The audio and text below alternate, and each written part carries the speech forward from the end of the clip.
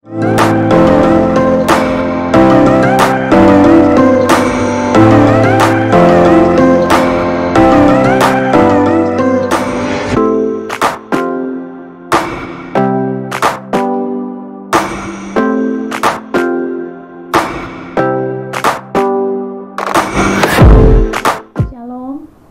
dari Seksi Pengembangan dan Sumber Daya GKPI Rawamangun, hari ini kita akan mendengarkan kisah inspiratif dari salah satu tokoh guru besar etos Indonesia yang sudah kita kenal tentunya selama ini. Siapakah dia? Dan inilah dia, Bapak Jansen Sinamo. Apa kabar hari ini, Amang? Ya, terima kasih Eta, terima kasih para pendengar. Sore ini kita akan bicara topik seperti yang sudah dikatakan Eta tadi. Saya sehat dan baik-baik saja. Puji Tuhan. Mungkin kita akan berbincang-bincang dengan beliau selama kurang lebih 30 menit ke depan. Kita akan mendengarkan kisah beliau, bagaimana sih sampai bisa dijuluki nih Amang sebagai guru etos Indonesia. Langsung saja ya Amang ya, kita berbincang-bincang pada kesempatan kali ini. Untuk saat ini kegiatannya apa Amang? Kegiatan saya menulis buku. Oh, masih menulis buku ya? Masih. Banyak orang minta tolong kepada saya untuk menulis buku. Oh. Selain menulis buku sendiri ya. Ya. Ya, kemudian memberi ceramah. Ya, masih tetap ada orang, lembaga, perusahaan, gereja yang meminta saya berceramah. Oh, berarti masih cukup sibuk ya di lumayan lah. Kegiatan-kegiatannya ya, masih cukup banyak. Itu kegiatan bisnis kan. Ya. Nah, kemudian Amang boleh diceritakan ini bagaimana sih kisahnya nih dari seorang Jansen Sinamo dari kampung kemudian ke Jakarta dan kuliah di salah satu universitas yang sangat baik, yaitu Institut Teknologi Bandung. Kemudian bagaimana untuk Amang bisa berkarir, bisa diceritakan? Ya, itu seperti air mengalir aja. Saya memang berasal dari kampung Sidikalang namanya, di Dairi. Lalu tidak langsung ke Jakarta, ke Bandung dulu. Oh. Saya menamatkan SMA di Bandung, lalu masuk ITB. Ya. Nah, belajar fisika 5 tahun, lalu ada yang manggil kerja ke Jakarta di setelah lulus ya, setelah lulus ya, dari setelah lulus ITB. Tentu setelah lulus, jadi hampir lulus lah waktu itu. Ada perusahaan yang cari orang seperti saya, ya, untuk dipekerjakan menjadi tenaga ahli seismik namanya ya. Ya. Itu program mencari migas di bawah tanah kita, di bawah laut kita. Kan Indonesia ini kan penuh dengan migas, ya, minyak dan gas, mulai dari Aceh sampai ke Papua. Oh. Itu kan Indonesia ini. Jadi ya pada waktu itu sudah banyak perusahaan di samping Pertamina melakukan ya eksplorasi migas itu ya. Nah, dalam rangka itulah saya direkrut oleh perusahaan ini, sebuah perusahaan Amerika, perusahaan minyak dari Amerika. Ya masuklah saya di situ kan. Oh. Nah, gajinya bagus banget waktu itu. Menjadi konsultan atau menjadi engineer? Oh, menjadi engineer pada saat itu ya. Itu karena itu saya yang pertama kurang lebih 7 tahun, yaitu seismic engineer namanya ya kan. Oh ya. Itu dapatlah saya pekerjaan itu, dan dengan gaji yang sangat baik itu, orang kampung ya senang banget tentu ya. Iya. Tercapailah cita-cita sekolah itu kan, kira-kira gitu. Awalnya begitu. Oh, kemudian sampai kepada Amang Jansen ini bisa menjadi motivator, kemudian trainer, instruktur. Nah, Nah, Bagaimana bisa sampai ke situ titik ya. itu ya? Nah, ini gini.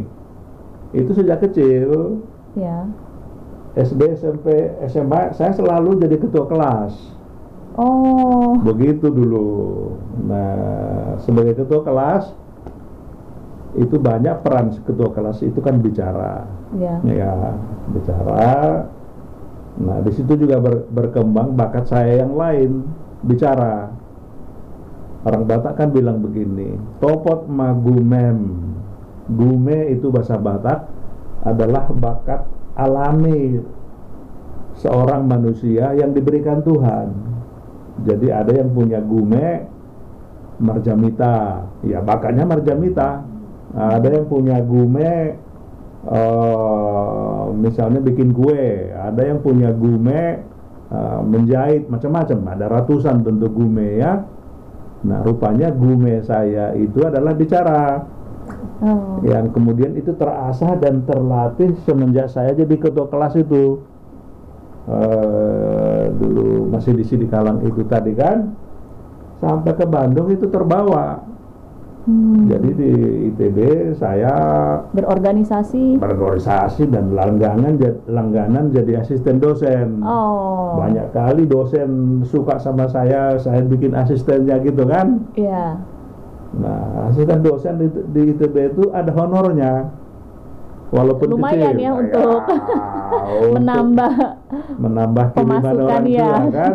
Nah, jadi saya belum lulus pun di Bandung, sudah biasa saya diundang oleh berbagai organisasi, oleh gereja untuk bicara, untuk memberi ceramah ya, iya kan. Mereka kasih topik, lalu saya bicara mengenai topik itu.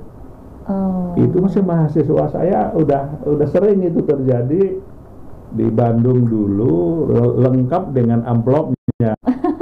Jadi mahasiswa pun saya sudah menjadi pembicara yang berhonor gitu loh, ya kan? Iya.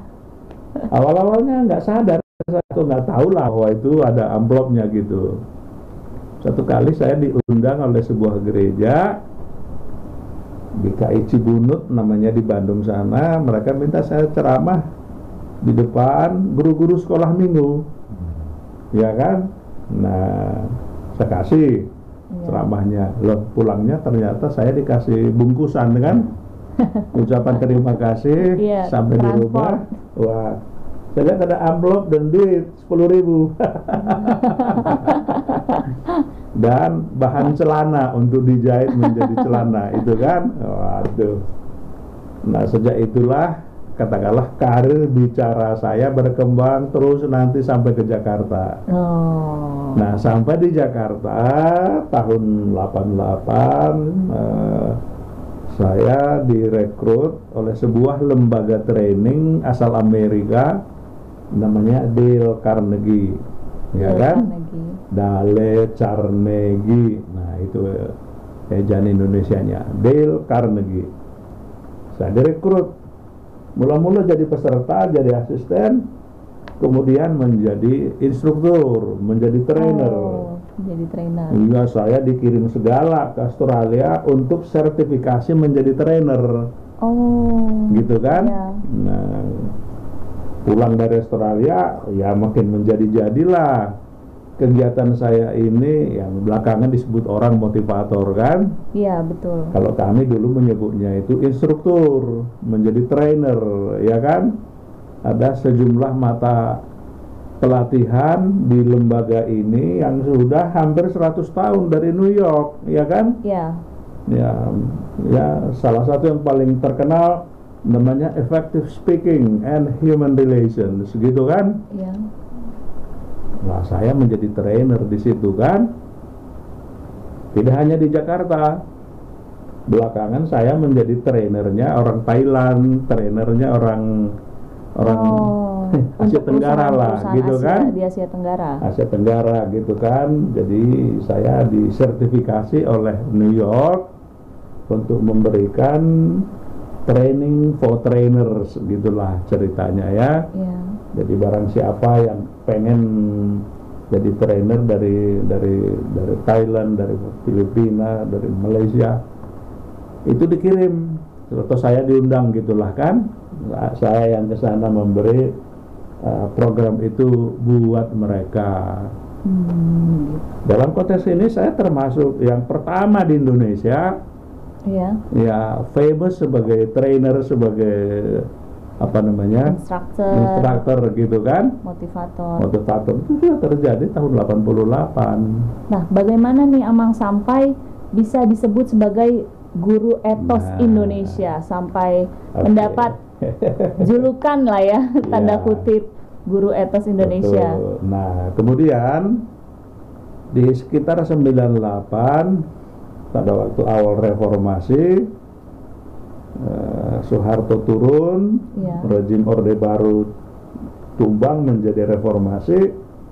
Saya pun keluar dari Dale Carnegie, tidak lanjut lagi di Dale Carnegie. Saya bikinlah mata pelatihan saya sendiri. Tadinya kan buatan Amerika, buatan New York gitu kan, saya bikin sendiri punya saya, ya kan? Saya pikir bisa saya bikin begini, kan saya tahu bagaimana orang New York itu bikin mata pelatihannya kan. Mr. Dale Carnegie itu saya tahu sejarahnya. Saya juga bisa begitu, saya pikir. Jadi saya tulislah buku saya 8 Etos Kerja Profesional. Jadi dari itu adalah pertama kalinya ya, buku pertama ya. Buku pertama saya, dan langsung famous buku ini. Rame dibeli, rame diperbincangkan. Saya sebagai pembicaranya tentu kan jadi bintangnya. Iya, betul. Iya kan? Pada waktu itu ada sebuah stasiun radio di Jakarta namanya Radio Smart FM. Smart FM. Radio Smart FM ini dipancarkan dari Jakarta ke beberapa di luar kota ya kan? Kan Radio Smart FM waktu itu ada di Medan, ada di Pekanbaru, ada di Palembang, Semarang, Jawa Timur, Surabaya, Balikpapan, Makassar, Manado. Jadi kalau saya bicara di Smart FM Jakarta kurang lebih 1 jam biasanya, Senin pagi atau Selasa Senin pagi, suara saya berkumandang di sekian kota itu tadi. Jadi praktis itu kan sudah seluruh Indonesia tuh. Nah, Radio Smart FM memberi julukan kepada saya Guru Etos Indonesia. Udah 12 tahun saya di situ punya program siaran gitulah ya kan. Jadi ada siaran khusus dengan di radio tersebut kan. Radio tersebut ya, Smart FM ini. Nah, jadi Radio Smart FM memang terkenal begitu, bukan cuma saya, ada banyak, ada 7 atau 8 pembicara yang mirip dengan saya menjadi host utama lah, katakan begitu, di Radio Smart FM ini. Saya salah satunya. Nah, tiap-tiap pembicara itu dikasih nama khusus sama Radio Smart FM. Pada waktu itu namanya apa tuh Amang? Nama acaranya masih ingat nggak?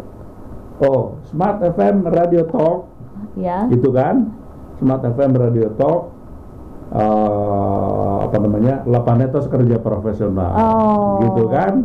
Yang dibicarakan berarti mungkin dari 8 etos itu dibahas satu persatu. Betul, satu persatu dan berulang-ulang dengan berbagai kasus oleh itunya. Jadi ada case-case ada hostnya kan. Nih, dia yang membimbing atau dia ngorek-ngorek gitu kan. Dia memprovokasi agar saya bicara lebih jauh, lebih dalam, lebih luas gitu kan. Pokoknya Smart Etos Radio Talk, itu namanya Smart Etos Radio Talk, itu 1 jam. 1 setiap jam, hari bisa di Senin pagi, bisa di Selasa pagi, kelak nanti di Jumat pagi gitu. Itu 12 tahun loh. Cukup lama juga ya. Lama lah kan, maka terkenalah saya kemudian dengan nama itu, Guru Etos Indonesia. Guru Etos Indonesia. Teman-teman yang lebih dekat memanggil saya Mr. Etos. Mr. Etos. Kalau begitu Guru Etos, sekarang gitu. Bagaimana nih untuk Mr. Etos ini menginspirasi nih Amang jadi sebagai Guru Etos ya kan? Ada nggak sih saran-saran untuk anak-anak muda zaman sekarang Apalagi seorang Jansen Sinamo yang berasal dari Sidikalang, kemudian dapat berkarir di Jakarta, bahkan go internasional. Untuk harapannya nih atau saran untuk anak-anak muda agar kiranya kedepannya lebih semangat, karena sekarang pekerjaan juga sulit, kemudian juga persaingan juga cukup banyak. Terlebih lagi kita sudah melewati juga masa pandemi yang cukup panjang. Nah, kira-kira ada itu masukan nggak dari Bapak Jansen Sinamo? Jadi cerita saya ini sebenarnya adalah, tadi kan saya bilang mengalir seperti air. Padahal kan kuliah saya fisika. Iya. Tapi dalam perkembangan cerita tadi, fisika itu cuma saya pakai 7 tahun pertama tadi dalam industri migas itu ya. Yang tersebut tadi saya pernah jadi seismic engineer ya selama hampir 7 tahun itu kan. Habis itu pindah ke jalur yang lain yang tadi jadi training, pembicara, motivator, instruktur gitu. Itu yang mengandalkan gume berbicara. Tadi kan saya sebut topot gumem, bahasa Batak ya. Topot artinya kunjungi. Topot Matau Toba, kunjungilah Danau Toba. Topot gumemu, itu artinya kunjungilah gumemu. Rupanya gume saya adalah bicara. Ya kan, sejak SD itu udah kelihatan. Makanya saya jadi ketua kelas juga kan, di mana-mana di setiap tahun itu ketua kelas. Jadi itu yang pertama.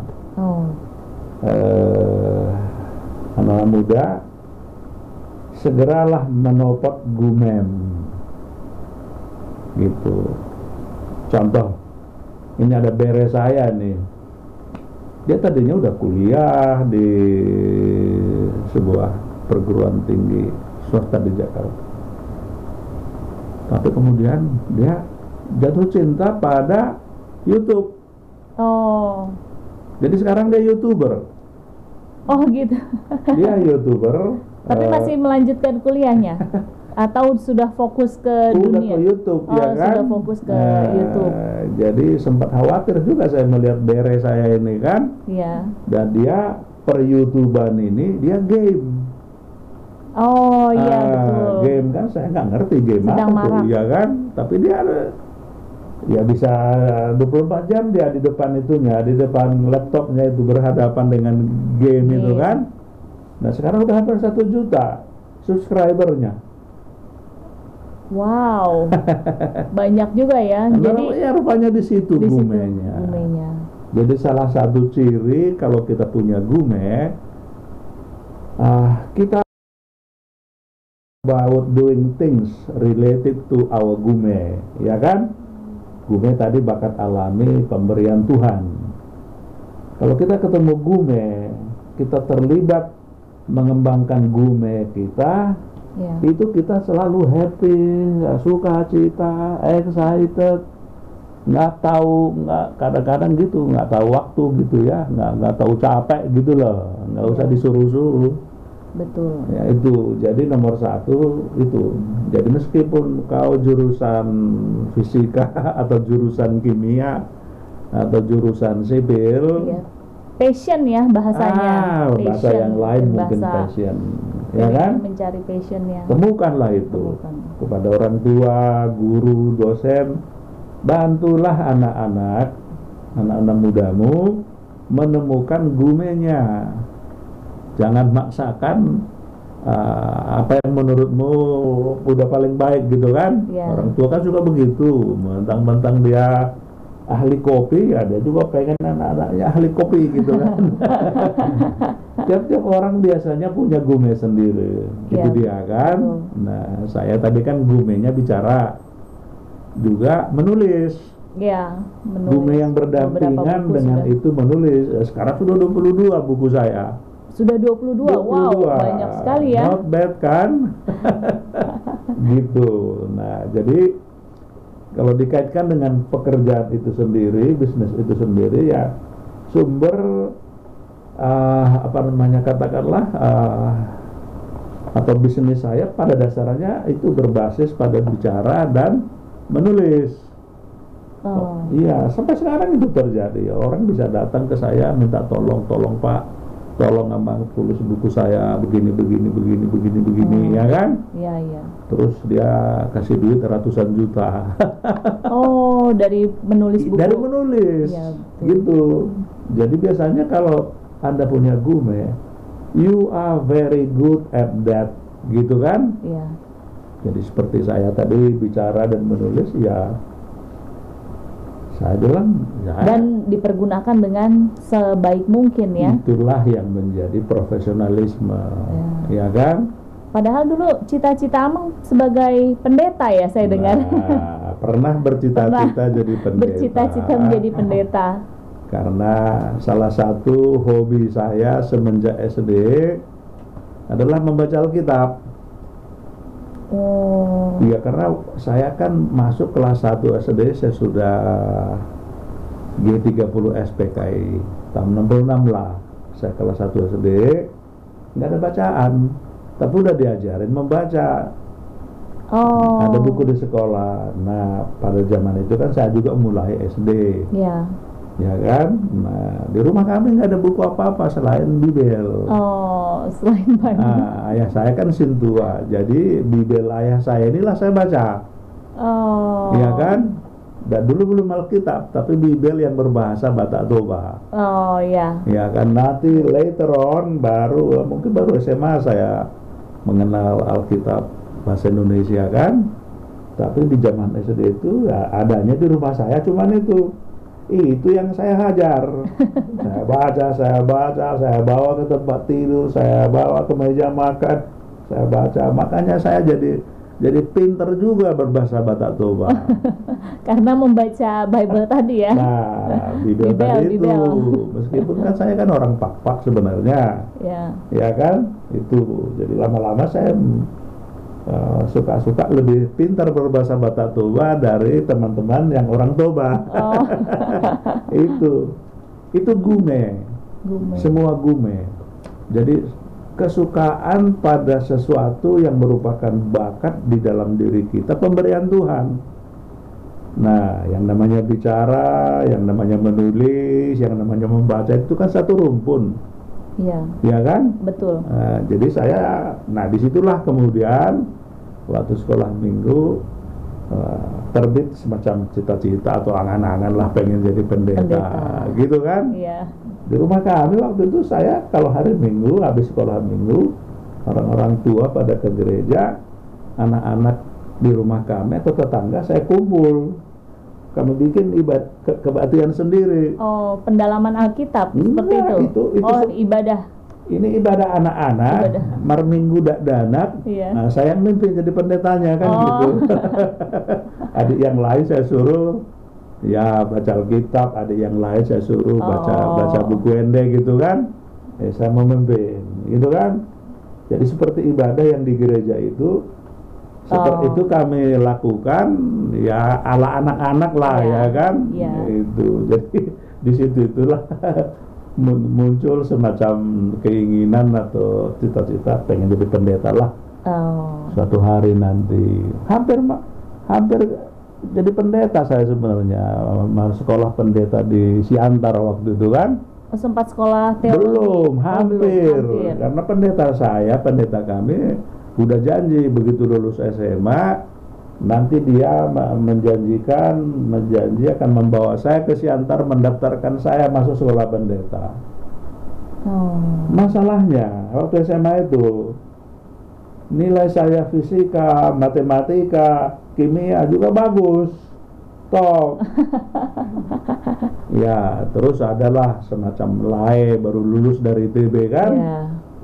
Begitu dia lihat nilai-nilai saya, kau cocoknya kau masuk ITB, begitu kan? Oh, jadi ada masukan ya? Ada masukan dari saya, insinyur Silaban yang baru aja lulus dari ITB, sudah kerja di PLN, pulang ke Serikalang, syukuran keinsinyurannya, menyarankan untuk masuk. Jadi begitu tahu ITB. Bahwa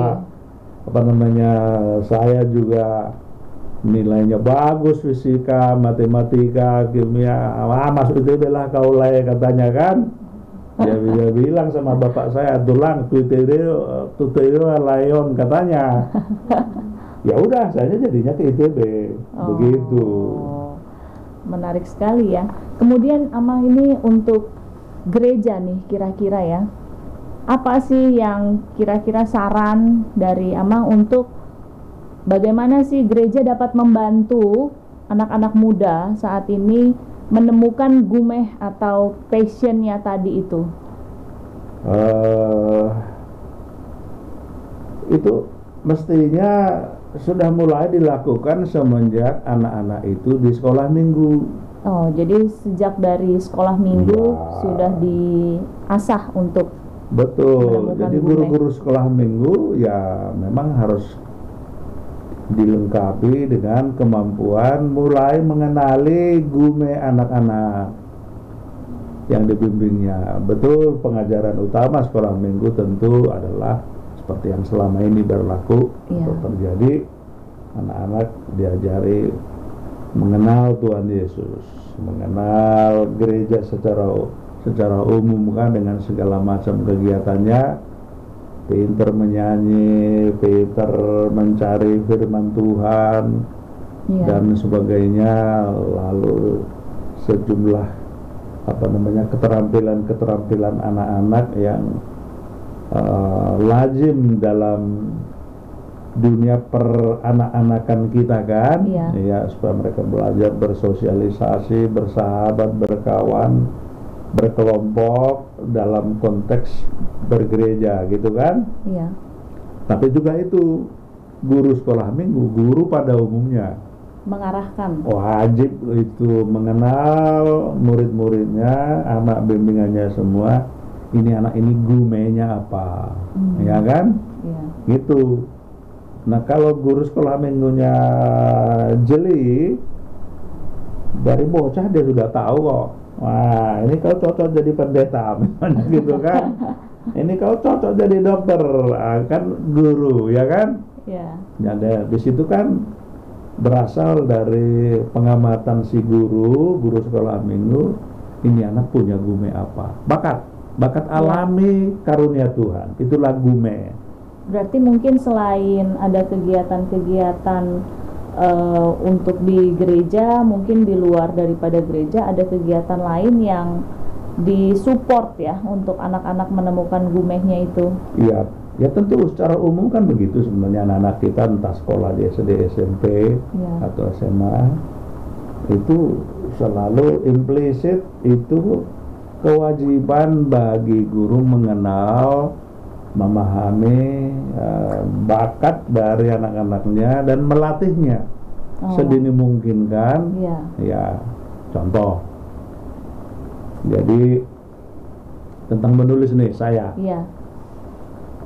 SMP kelas 2, terus Dinas P dan K, Dinas Pendidikan Kebudayaan Kabupaten kami, Dairi waktu itu, bikin lomba mengarang se-SMP.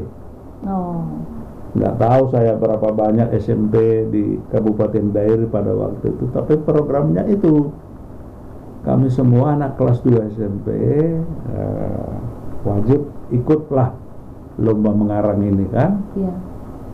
Nah, saya pun ikutlah kan. Nah, saya pikirlah tulisan karangan sebagus mungkin yang saya bisa, ya kan sebagai lomba kan ada syarat-syarat, maksimum sekian halaman, temanya begini, macam-macam lah gitu. Saya ikut.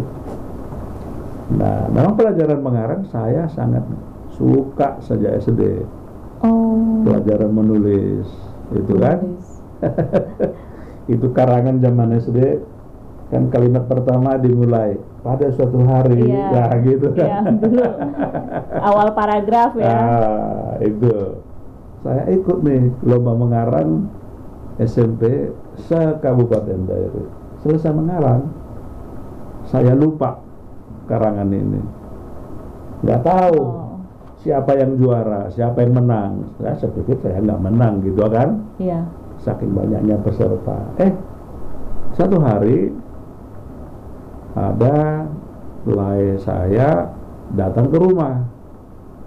Lai saya ini Marga Tambun, Oh, panggil tulang sama bapak saya, iya, istrinya Bu Rusinamo, ya kan? iya. Lalu mereka ngobrol, saya lihat di rumah kan. Terus tiba-tiba Pak Tambun ini kasih tahu kepada bapak saya bahwa Lai, maksudnya saya, Iya. Jansen Sinamo, juara 1 lomba mengarang itu. Wah, Beliau kepala SMP Negeri 2 oh, waktu itu, kepala sekolah Sidikalang ya, kan. di Sidikalang. Sedangkan saya murid SMP Negeri 1. Tapi dalam lomba mengarang ini beliau ikut jadi panitia, ya kan? Iya.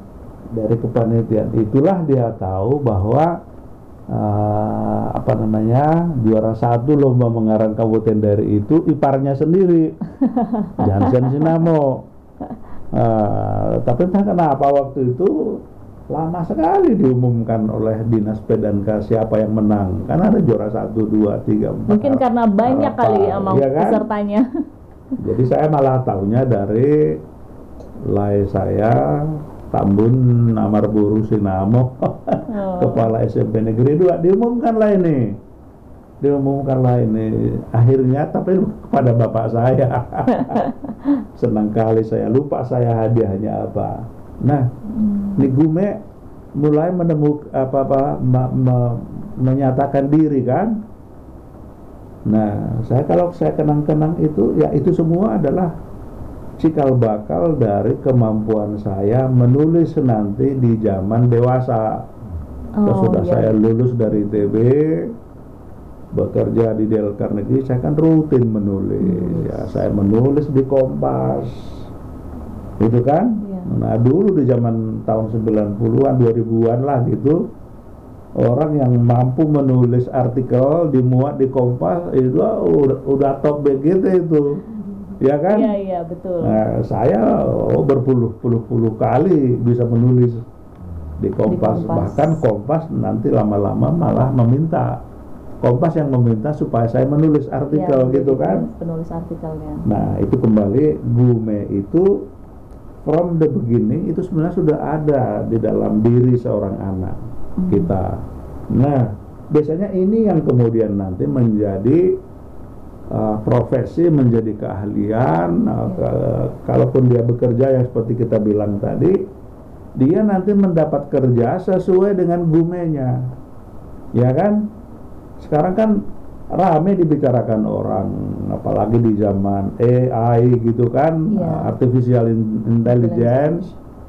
Konon nanti tenaga manusia semakin tidak penting, semuanya bisa dikerjakan oleh robot, chatbot dan sebagainya gitu kan. Jadi banyak orang bicara sekarang. Ya nanti nggak ditanya lagi kau S1, S2 apa S3. Yang ditanya adalah kau bisa apa. Nah, kau bisa apa itu very connected, very related kepada Gume, Gume, bakat alami pemberian Tuhan. Begitulah sebenarnya cerita kalau kita bedah bagaimana orang bisa menjadi politikus, bisa menjadi punya bisnis yang unik atau punya bisnis yang khas.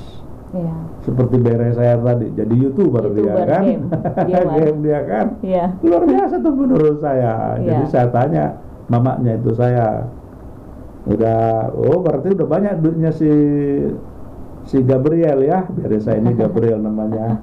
Wah, udah lebih banyak itu duitnya daripada mamanya kan. Dari YouTube ini, gitu kan? Nah, jadi orang sebenarnya berbasis pada gumenya itu orang bisa menjadi juragan kue atau juragan pocal kata orang Batak misalnya ya, juragan kopi dan lain-lain, ya kan?